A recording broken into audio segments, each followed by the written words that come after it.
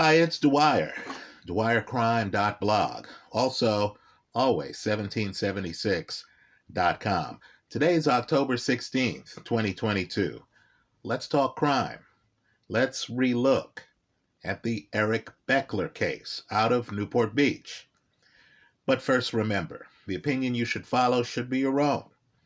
Just consider this video to be a second opinion from a complete stranger online.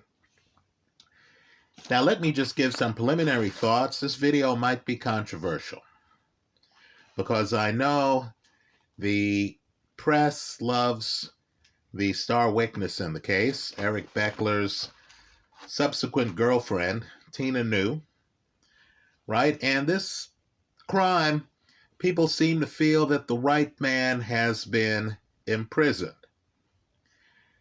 What I want people to realize is that Orange County is a very unique place. At least it was in the 1990s when I lived down there, right? I lived in Newport Beach. I was renting. I wasn't owning. I was young, straight out of school. Well, not quite straight out of school, but let's say shortly after leaving school, I was in Newport Beach. And I need for people to understand that Orange County is stratified. In my opinion, there isn't a lot of love by people in, let's say, Santa Ana or even Huntington Beach for the people who live in Newport Beach. Right? Newport Beach and Corona del Mar, that area is viewed as being some wealthy enclave with a lot of young people who didn't earn their money. Right? The older generation is the one who bought the real estate way back when. You have a lot of wealth generated from owning real property by the water, right? You have a whole culture down there of young kids hitting bars, hitting places like Laguna Beach, right? Who come across as spoiled, right? These are the kids who other people throw darts at in Southern California. Right? You have a lot of people from Orange County who end up at schools, private schools like USC. So I need for people to understand that in a jury system, where the jury pool is from all over Orange County, and where Eric Bechler's wife, Peggy, right, the person who dies, was the primary breadwinner for the family. And Eric Bechler is viewed as, for want of a better phrase, a beach bum who meets an older woman, right? Peggy's a few years older than him, and starts working for her company, right? He's viewed as someone who was born on third base and thinks he hit a triple. He's viewed as someone who is just living off of his family's money and his wife's money. In other words, there's a whole group of people who would be in the jury pool in Orange County and who would have very little sympathy for Eric Bechler. Right? Tina New, his subsequent girlfriend, posed for one of these men's magazines back in the day. Right? That just further feeds the bad imagery. Right? Eric Bechler's a beach bum and he's dating Playboy models. Right? Shortly after his wife goes missing. Well, what I want people to do here, because this is the age of the internet. This is a crime that supposedly took place in the 1990s, right before civilians like myself could talk to the public and we could actually exchange views and talk about what makes common sense and what doesn't. What I also want people to do is to think about the explosion of these crime shows, right? On television, for example, Dateline, 48 Hours, right? Think about the explosion of ID Network, Great show on ID Network that discusses this case called Love the Way You Lie. Again, Love the Way You Lie. I want you to take a look at that. Right? Understand, it's an upbeat narrative. Completely upbeat. When there is some heroic police informant. When the person who did the crime is held accountable for the crime. But in this video, what I want to do is to back away from all of that. Let's ask a more foundational question before we start fawning over Tina New. Right? I don't even want to criticize Tina New. Let's just examine the prosecution's theory of the case. Bechler is celebrating a wedding anniversary with his wife Peggy. Right? Peggy is very successful, has built a successful business. The two of them were bought out by another business. Peggy is under investigation for Medicaid fraud. Right? She's nervous. They're on a boat in the water by Newport Beach. Now, according to the police, and I want the weightlifters watching this video, the guys who have been in a weight room watching this video, to comment on what I'm about to say in the comment section of this YouTube video. According to police, they're both on the boat together.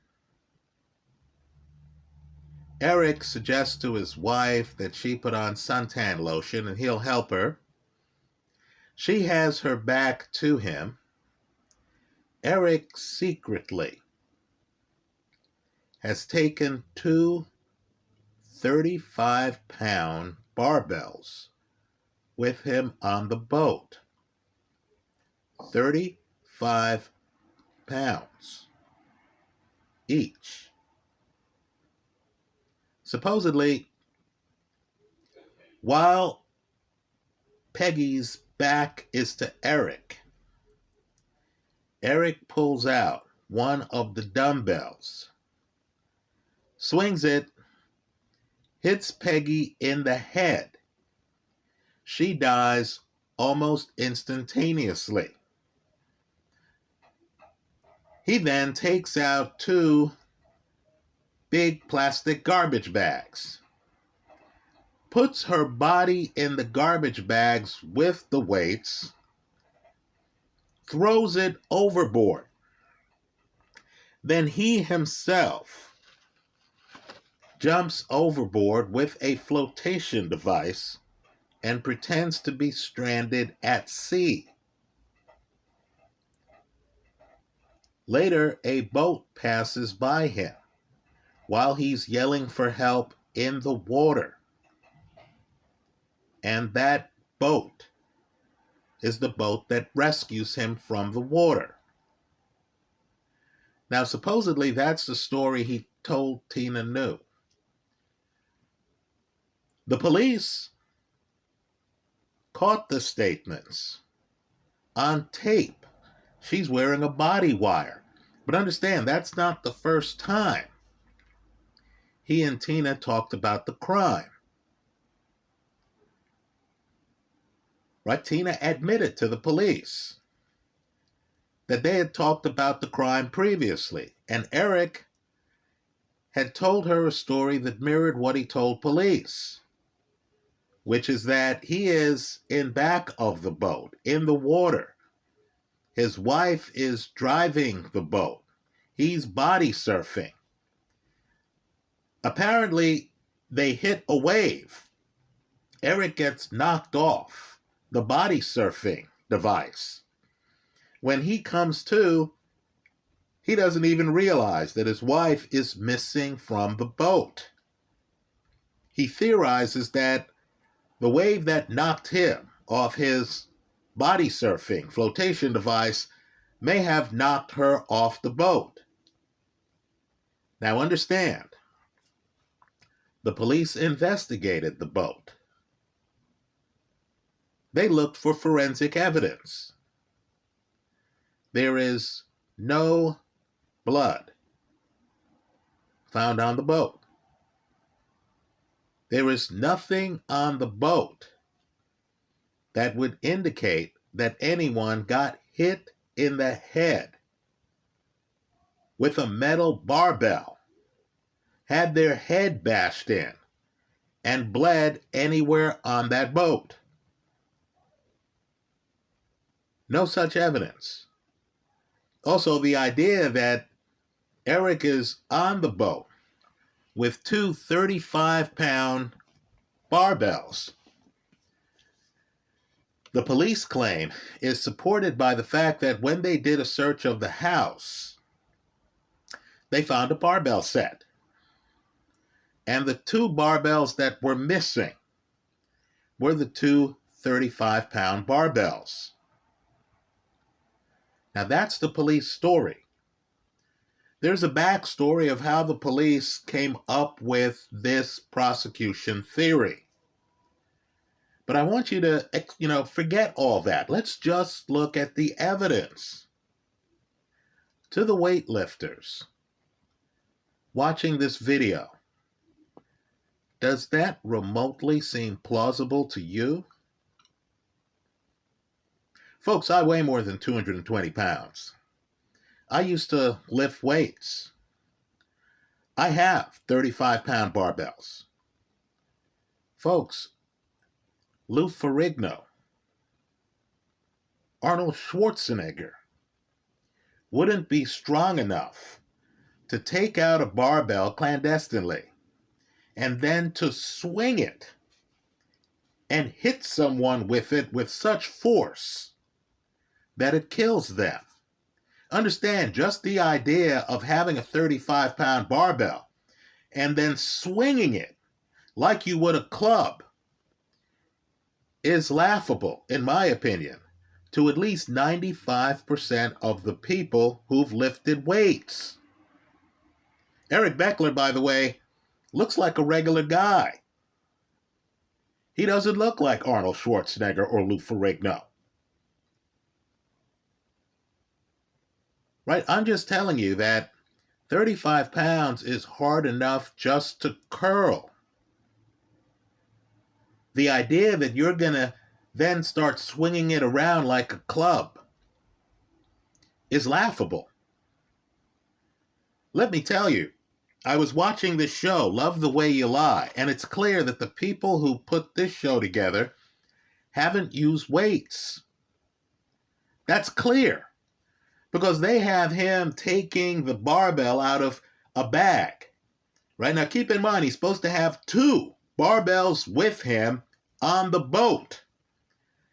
Right, folks, the idea of you carrying barbells in a canvas bag or even a cooler is laughable. That 35 times 2, just the barbells, would be 70 pounds of concentrated weight. 70. So I'm not buying the idea of a regular guy being able to just pick up 35-pound barbells and swinging it at his wife and getting enough velocity on the swing to kill her by hitting her in the head with the barbell. That doesn't make sense. Let me tell you what else doesn't make sense. The idea that perhaps, and he doesn't say this to Tina New, but perhaps he hits her several times with the barbell. Right? Understand, folks, the more times he's alleged to have hit her, the more blood spatter there would be. The boat they're on is not their boat, it's a rental. The idea of swinging stuff on a boat at sea has too much risk involved, especially when you're talking about 35-pound barbells. Right? There's too much risk involved in terms of it swaying the boat and leaving forensic evidence, possibly damaging the boat, for that to have been the actual murder plan. So understand, Tina New is not the first person, the police, who understood that they were lacking in evidence. Tina New's not the first person the police in this case had wear a wire. Eric Bechler had a friend, Kobe Laker, and they had Kobe wear a wire. The two guys went to the Matador restaurant in Orange County, and Kobe, who had contacted the police and told the police that Eric talked about how he wanted his wife gone. Right? So Kobe thought that Eric may have killed his wife. That's very damning. Folks, that's not enough to convict someone for murder.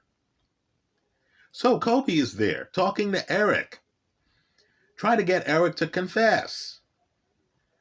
And Eric does not. Understand, Tina New talks to Eric. Now, Tina has her own colorful past. I'll leave that to others to research. Just understand that Tina considered herself to be a psychic. Right? Understand, Tina believes that she had visions of this crime. Now, maybe you believe that, maybe you don't. Let's understand that this case is an American jurisprudence case. You're supposed to rely on the evidence, not psychic visions. Well, just understand, in her conversations with Eric, with whom she ends up engaged to, she asks him about his wife going missing. And Eric doesn't tell her the version of events that the police run with. The first few times she talks with him about what happened. So you have what Eric tells Kobe Laker, right, which isn't enough for the police to move forward. You have Eric telling Tina New what he told the police, which isn't enough for the police to go forward. So they are at a restaurant. Tina views herself as psychic. Let's say she's eccentric. Eric realizes that. They're having a conversation. Tina's wearing a wire. And Eric talks about hitting her with a 35-pound dumbbell. Now, Eric claimed later that he was just trying to engage his fiancée. In other words, this is fanciful conversation. The police, of course, used this conversation to arrest Eric Bechler, and of course, he's convicted on this theory. But let you and I be the jury here.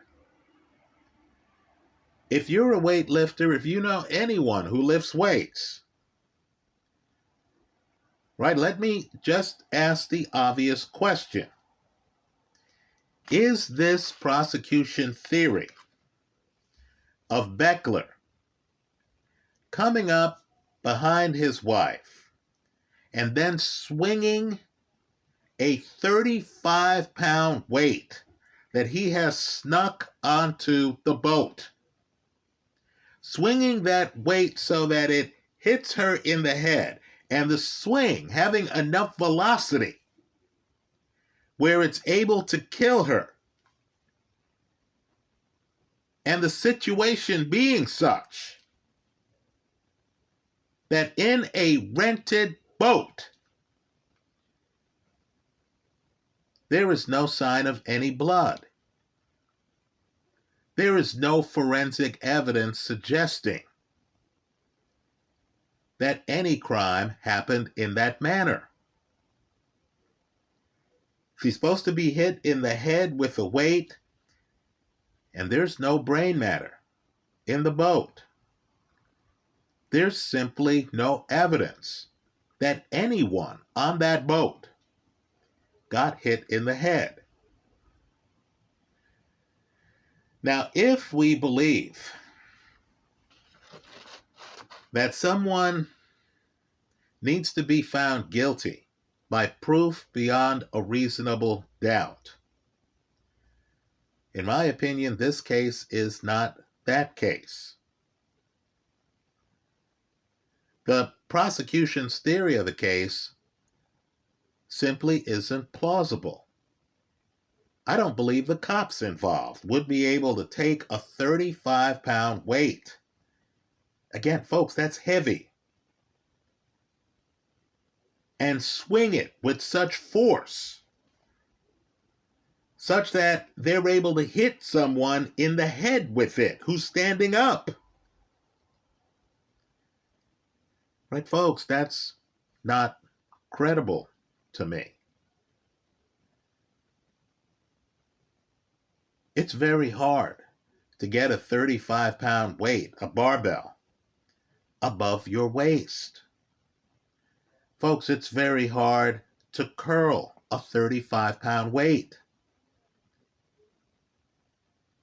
You can't just show up on a boat. And understand, a boat has some wiggle in it. You're not on dry land.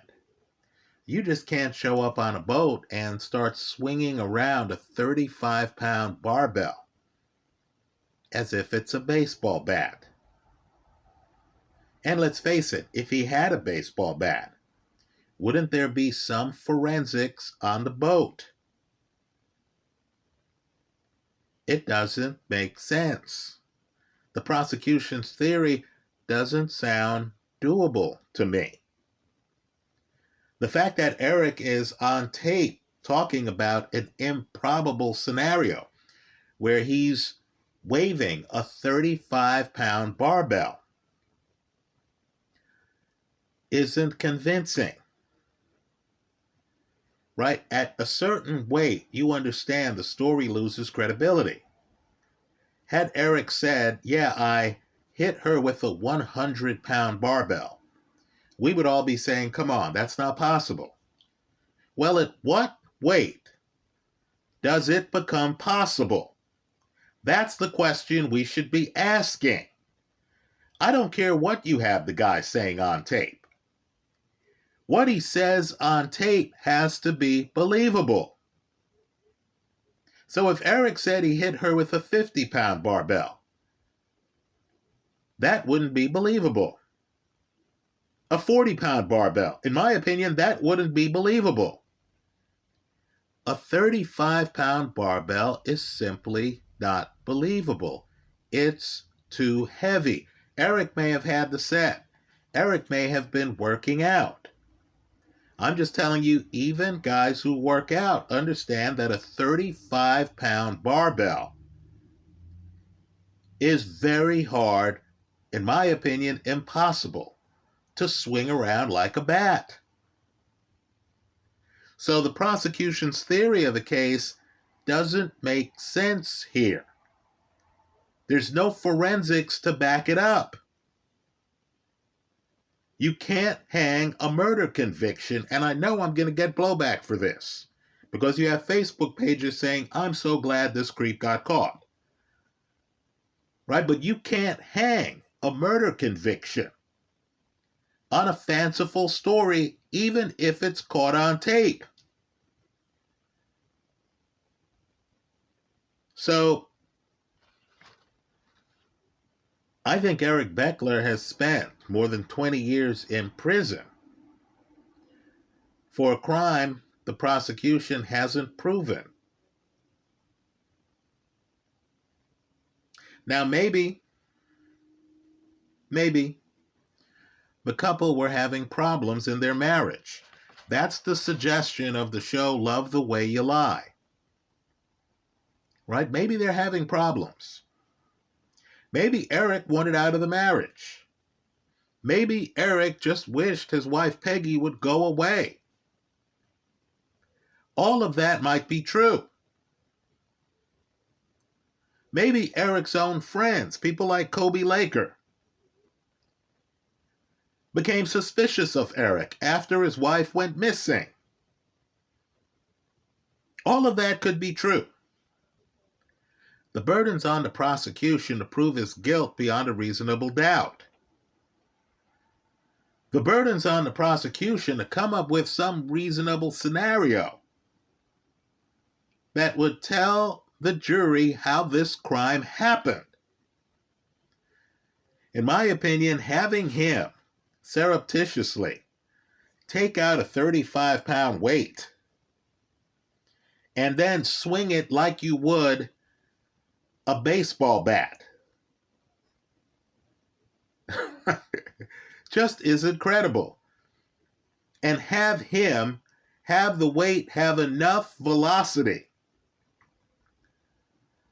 to kill his wife on impact so that, as he tells Tina New, she didn't feel a thing. Right, folks? That story's not credible, especially when there is no forensic evidence on the boat. None. That anyone got their head bashed in on that boat. Folks, there's less forensic evidence in this case than there is the Bob Crane murder. So I'm unconvinced. Had I been on the jury, I would have voted not guilty, or at least not proven. Right? Even if I had my suspicions, right? Oh, this is the husband. Who else would have motive? Even if I had my suspicions, I would need for the prosecution to prove their case. In my eyes, in this case, they did not.